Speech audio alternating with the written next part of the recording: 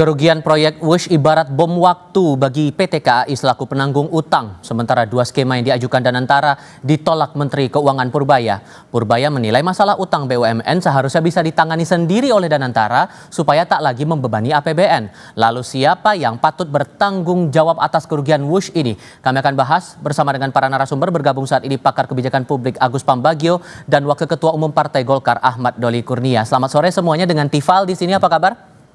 Selamat sore. Terima kasih sudah bergabung bersama kami. Waalaikumsalam warahmatullahi wabarakatuh. Bang Doli, begini, dari Menko bilangnya nggak mau untuk menanggung utang ini lewat APBN. Lebih baik Danantara saja yang menangani ini. Menurut Anda itu jadi solusi atau malah bicu masalah baru, Bang Doli? Iya, saya kira kan ini memang PR dari masalah masa lalu ya, yang sekarang kemudian menjadi tanggung jawab pemerintahan baru, pemerintahan Pak Prabowo. Tetapi kan sebagai sebuah negara, sebagai sebuah pemerintahan, ya PR seberat atau sebesar apapun tentu harus kita cari solusinya, harus ada penyelesaiannya gitu. Nah, tentu ini harus dibicarakan secara terkoordinasi ya. Jadi menurut saya sebaiknya ya Menteri Keuangan, terus kemudian Danantara, kemudian juga mungkin pihak kereta apinya ya bisa duduk bersama membicarakan masalah ini.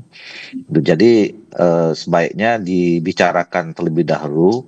Nah kemudian solusinya itu ya belum ketemu, nggak usah dilempar ke publik dulu kan. Ini kan jadi perdebatan yang ya pada akhirnya nanti banyak orang ikut nimbrung, malah nggak ketemu solusinya gitu. Jadi kalau tadi Sorry, saya potong di situ. Karena kan alasannya mengingat KAI bagian dari Danantara, terlebih punya kemampuan finansial dan punya benefit sendiri, dividen 80 triliun per tahun, itu menjadi alasannya. Menurut Anda Danantara mampu menalangi itu atau justru perlu dipadukan dengan APBN, Bang Doli?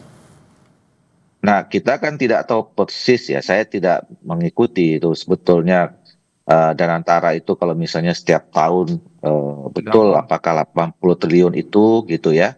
Dan kemudian kalau memang benar ada, tentu saya kira kan Danantara juga mungkin sudah punya program-program lain yang juga menjadi sudah ditetapkan sebelumnya gitu. Okay. Nah, apakah kemudian salah satunya ini sudah ditetapkan itu adalah soal WUS ini, itu kan kita nggak tahu ya. Baik.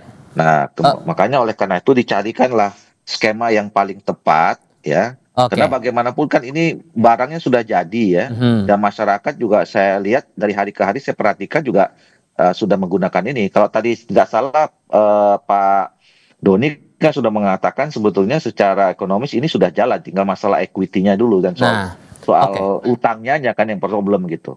Mengingat hari ini juga ada pertemuan antara Menko dan Danantara, kita coba tinjau dulu laporan terbaru dari tim liputan kami. Sudah ada Fedriska Ananda dan Bondan Wijaksono yang saat ini berada di Wisma Danantara. Setelah pertemuan, Rizka, Menko bilang bahwa Danantara sudah menjawab atas persoalan utang KCIC ini. Jawabannya apa dari Danantara, Rizka? Setelah disampaikan juga oleh CEO Danantara, Rosan Roslani yang juga menjabat sebagai Menteri Investasi begitu ya, terkait dengan skema pembayaran utang dari PT KAI, yang mana ini sebetulnya ada dua opsi begitu, yang mana ini akan ditangani oleh Danantara ataupun melalui pembiayaan oleh APBN. Namun tadi juga kami mengikuti bagaimana kemudian Menteri Keuangan Purbaya Yudi Sadewa juga setelah melaksanakan rapat dengan PT PLN juga sempat memberikan keterangan di doorstop begitu, mengatakan bahwa Purbaya sebetulnya mengatakan Danantara sendiri memiliki evidence yang cukup untuk membiayai hutang dari PT KAI ini sendiri.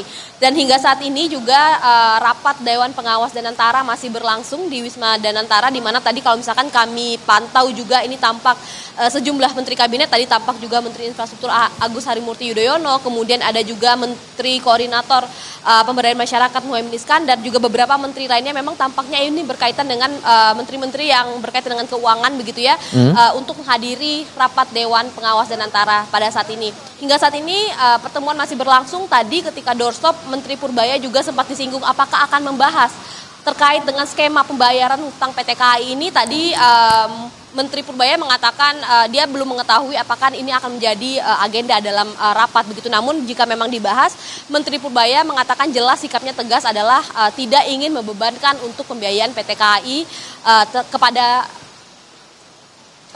ya utang tersebut yang akan dibebankan ke APBN, karena memang untuk saat ini juga Purbaya masih fokus untuk melakukan monitoring terkait dengan stimulus yang sudah dilakukan. Jadi memang tampaknya untuk APBN belum bisa ataupun berat begitu untuk dibebankan utang ini untuk ditalangi oleh APBN. Intinya adalah dari Menko tetap pada pendiriannya bahwa untuk utang proyek WUSH ini tidak ingin dibebankan lewat APBN ini. Rizka, terima kasih untuk laporan Anda dari Wisma Danantara. Kita lanjutkan diskusi lagi. Pak Agus Pambagio, suara saya terdengar jelas Pak Agus? Ya. Oke, dengan kondisi semacam ini muncul lagi pandangan begini, kalau kemudian dibebankan oleh Danantara dengan benefit dividen mereka 80 triliun per tahun, seolah-olah ada kesan bahwa BUMN lain di bawah payung Danantara ikut kebagian nalangin utangnya si proyek WUSH ini. Menurut Anda ini akan jadi masalah baru atau ya udah betul arahan Pak Purbaya ini jadi solusi? Ya, sangat akan menjadi pembebanan. Kan kita tahu bahwa WUSH itu kan ada 4 BUMN di situ, Kereta Api, Wika, PTP 8, dan Jasa Marga. Tadinya yang pegang kendali dan saham terbesar Wika, lalu dibebankan pada Kereta Api. Nah, ketika saya tanya dulu nih Kereta Api nggak ada uang, saya sudah katakan itu di publik lah, udah 10 tahun yang lalu. Tetapi bilang enggak, itu nanti lewat APBN, lewat ke KAI. Kan ternyata enggak. Kemarin yang tahun kemarin aja kan ada 6 triliun kalau saya tidak salah, itu pembayaran PTBA kepada KAI untuk pembelian batu bara masuk ke sana. Nah, jadi memang kalau menurut saya setuju dengan Pak Menkeu, karena kalau itu dibebani dari APBN, pasti banyak pos-pos yang akan dipotong lagi. Apakah pemerintah daerah atau masyarakat rela? Nah, itu yang saya nggak tahu. Apa mau menerbitkan bond atau mau ngutang lagi? Kita nggak tahu. Nah, untuk itu saya serahkan pada para ekonom saja. Saya bukan ekonom gitu ya. Kalau kemudian dipadu-padankan, pemerintah punya porsi, dari Danantara punya porsi, bisa jadi jalan tengah. Gimana caranya? Undang-undangnya apa? Kan harus ada underlying-nya. Kan kalau semua 80T dividen sudah diambil, kemudian aset dan segala macam sudah ada di Danantara, ya harusnya persoalan apa yang ada dengan APBA dengan BUMN-nya ya mereka tangani. Tapi persoalannya KAI ini kan karena ketiban anu aja rezeki yang tak jelas dari Wika lempar handuk putih lalu ke KAI. Oke. Nah, semua beban di KAI nggak akan bisa. KAI sudah yang rute Parahyangan sudah ada 3 atau berapa yang dimatikan juga. Tapi secara operasional nggak sanggup KAI. Dan ingat tahun depan sudah akan ada overhaul dari kereta-kereta itu yang akan sangat mahal. Ditambah lagi per tahun 2024 kerugian WUSH ini kan besarannya 4,2 triliun. Nah, sekarang publik Bang Doli menyoroti mantan Presiden Joko Widodo yang disebut harus bertanggung jawab atas kerugian proyek ini. Anda sebagai bagian dari partai pendukung pemerintahan Jokowi saat itu meresponnya gimana dengan pandangan ini? Tepat nggak kira-kira? Ya, saya kira kan ini bukan proyek orang per orang ya. Bukan juga proyek satu presiden, kemudian setelah selesai presidennya semua proyek atau program yang sudah selesai itu kemudian dibebankan. Nah, itu yang saya katakan tadi, ini kan sudah menjadi milik publik ya, milik negara gitu. Nah, sebesar apapun masalahnya ya memang harus diselesaikan. Nah, tentu memang ini menjadi PR, saya katakan tadi di awal kan PR dari pemerintahan baru ini yang harus kita selesaikan. Nah, tetapi memang ini saya kira memang belum ditemukan tuh solusi itu. Ini kan jadi dilema. Kalau tadi diselesaikan melalui dana para BUMN yang ada di Danantara itu. Kalau kayak gini kondisinya, maka menurut Anda siapa yang patut bertanggung jawab, Bang? Karena utangnya ada kemungkinan bisa membesar lagi loh. Ya bertanggung jawab ya negara lah, ya kan. Dan itu yang saya kira harus kemudian dicari penyelesaiannya. Nah, saya kira saya setuju kalau memang ada pertemuan saat ini para menteri-menteri yang terkait dengan ekonomi. Ya kalau ini menjadi masalah yang dianggap besar di kemudian hari ya berkaitan dengan soal utang dan segala macam itu ya memang harus dibicarakan serius. Nah, kemudian saya lanjutkan tadi. Sebaliknya kalau kita kemudian bebankan ke APBN, tambah masalah baru lagi. Kita sama-sama tahu nih kemarin beberapa minggu yang lalu aja misalnya dana transfer keuangan ke daerah itu dipotong, itu sudah menimbulkan reaksi yang luas juga gitu ya, karena pembangunan di daerah itu kan juga menyangkut juga masyarakat di daerah. Nah kalau kemudian tiba-tiba nanti diputuskan APBN ini dialihkan lagi sebagian ke bayar hutang ini, sementara kepala-kepala daerah itu mereka tahu bahwa dananya juga mereka dikurangin, itu juga pasti akan menjadi masalah baru. Nah, oleh Nah, karena itu nggak segampang kita cuma punya pilihan antara bayar utang melalui Danantara atau dengan apa namanya APBN. oke. Dua-duanya itu punya implikasi yang tidak sedikit, tidak Eh, kecil. Makanya saya kira harus dicari solusinya. Pak Agus, Anda juga sudah buka-bukaan kalau perkara utang WUS ini karena Jokowi atau Presiden Jokowi tidak mendengar saran Anda waktu itu. Sehingga menurut Anda kalau kondisinya seperti sekarang, siapa yang bertanggung jawab? Ya tentu yang mau punya ide kan saya sudah sampaikan plus minusnya saya sampaikan terus tidak dipercaya ya sudah nggak apa-apa, saya kan rakyat biasa yang mencoba memberikan masukan karena dipanggil. Ya kalau itu ya yang punya ide itu yang harus bertanggung jawab tentu secara negara, tapi bagaimana pertanggungjawabannya pemindahan dari Jepang ke Cina itu pun kan bermasalah sampai harus mengirim 2 orang minta maaf ke pemerintah sana itu bermasalah. Konteks Anda memberikan saran waktu itu ke Pak Jokowi dalam hal apa?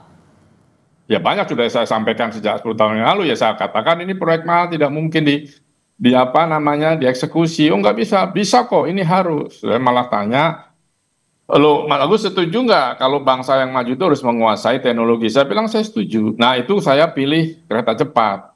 Saya bilang loh ini kan sudah dikerjakan oleh pemerintah Jepang bilateral dengan loan dari JICA dan sebagainya. Oh enggak, apa namanya kita cari yang paling inilah paling oke. Ini B2B tidak G2G. Oh oke, tapi kan akhirnya G2G juga kalau begini. Urusannya negara harus menanggung. Ya pokoknya semua detail yang Anda tanyakan itu sudah saya berikan. Sudah saya sampaikan ke media juga.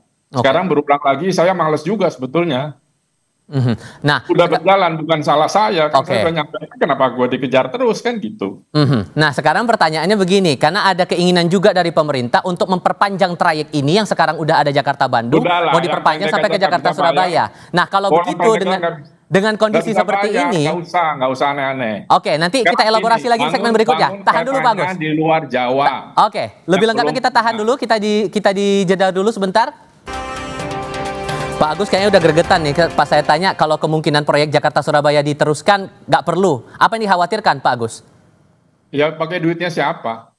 Mau Cina lagi, ya kan? Nah sekarang kalau mau Cina lagi, ya tentu ngutang lagi. Terus nanti barternya apa kalau nggak bisa bayar? Saya sangat khawatir dengan masalah geopolitik. Kalau dia minta Natuna bikin pangkalan di sana seperti apa?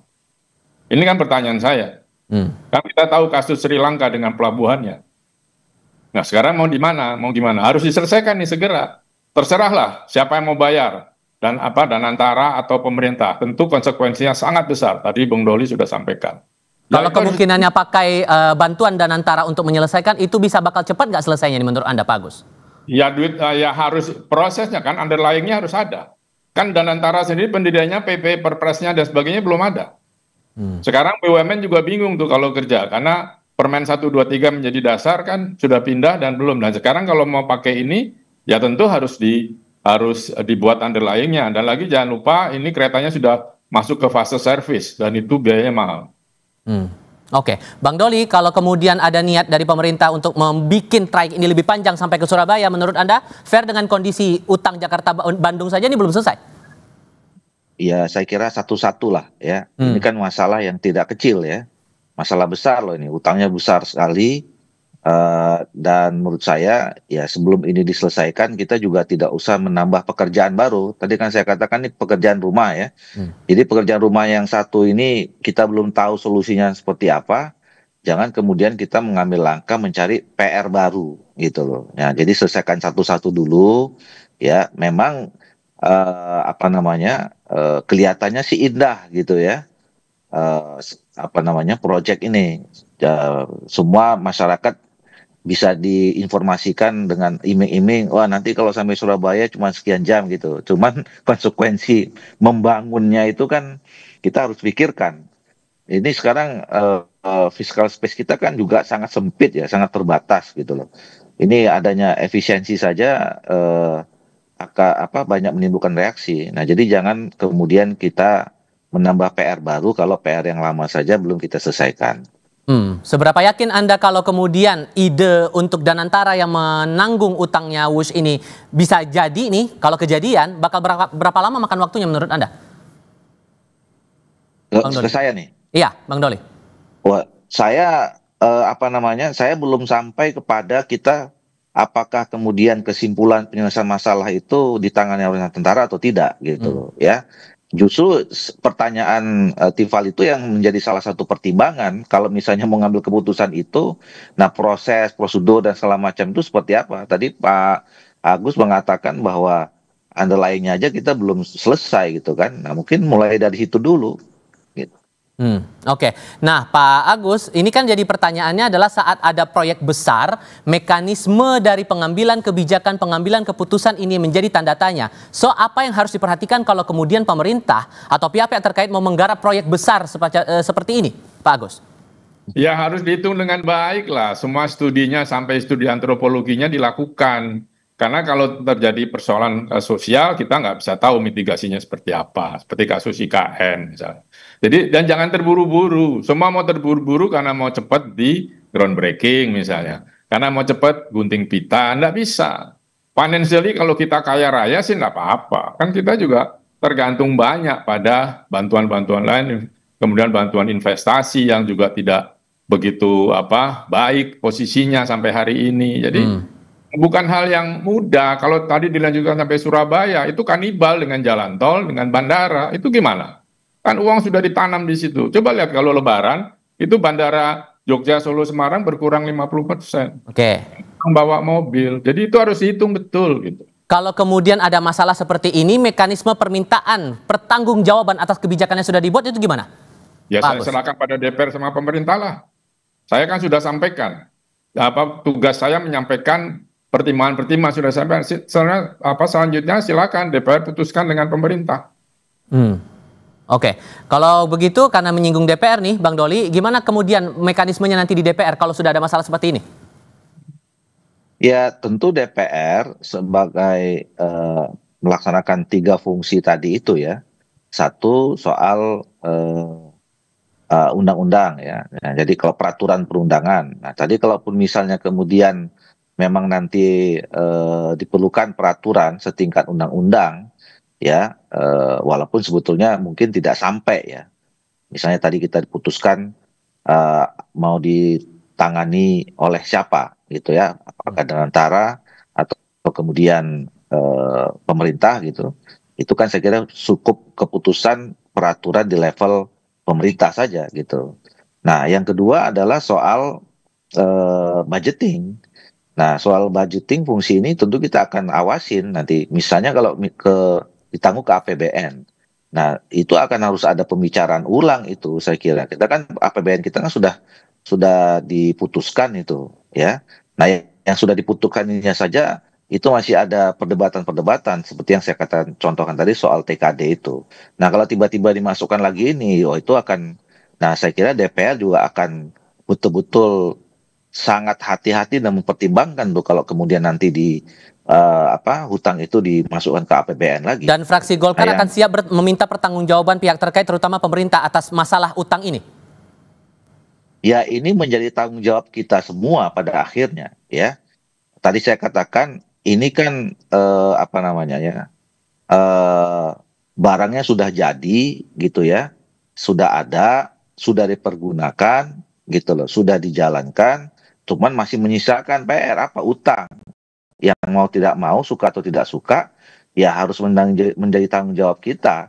Terlepas dulu siapa yang kemudian punya ide, punya gagasan gitu. Dan ini kan kita menjalankan negara ya, institusi, pertanggungjawabannya itu diserahkan kemarin. Peralihan dari satu proses produk kepemerintahan ke satu yang berikutnya kan sudah dilaksanakan. Ya tadi saya katakan mau tidak mau, suka atau tidak suka, ya ini harus kita selesaikan. Oke, singkat saja Pak Agus, ini tanggung jawab kita semua kalau kata Bang Doli. Iyalah. Ya tentu masyarakat berharap yang terbaik dan jangan mengurangi jatah-jatah buat mereka. Ada nggak? Terserah. Makanya saya serahkan pada pemerintah dan DPR untuk diputuskan. Mau seperti apa? Kalau mau hal-hal yang lain karena dampaknya ketika nanti tidak terbayar pun harus dipikirkan. Termasuk yang tadi saya sampaikan soal geopolitik. Oke. Pak Agus Pambagio, Bang Ahmad Doli Kurnia, terima kasih banyak sudah berdiskusi bersama kami. Sehat selalu semuanya. Selamat sore. Terima kasih. Sama sore.